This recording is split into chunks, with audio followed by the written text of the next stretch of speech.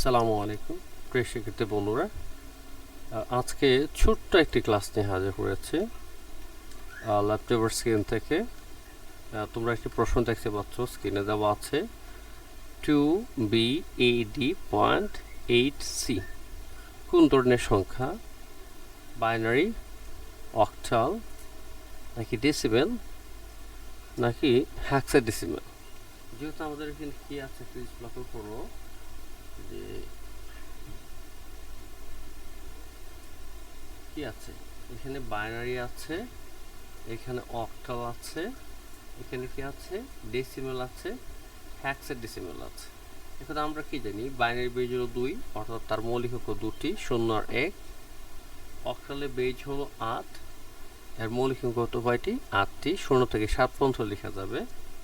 ডেসিমেলের base হলো 10, লেখা যাবে 0 থেকে 9 পর্যন্ত। আর হেক্সা মানে 6, ডেসিমেল মানে 10, অর্থাৎ কত হলো 16টি। 6 আর 10 হলো 16। হেক্সা বলতে এখানে 6টি বর্ণকে প্রকাশ করা হয়েছে, আর ডেসিমেল মানে ডেসিমেলের অঙ্কগুলোকে প্রকাশ করা হয়েছে। তা আমরা কি জানি, আমরা ডেসিমেল, এই যে ডেসিমেল আছে এখানে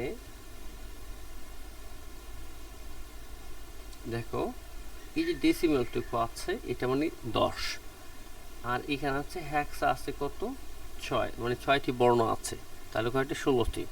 তাহলে বর্ণ একমাত্র কোথায় আছে, হেক্সাডেসিমেলে আছে। সো আমাদের সঠিক অ্যান্সার হবে কি, এটা সঠিক অ্যান্সার হবে হেক্সাডেসিমেল। ঠিক আছে, এরপর আমরা একটু নিচে যাই।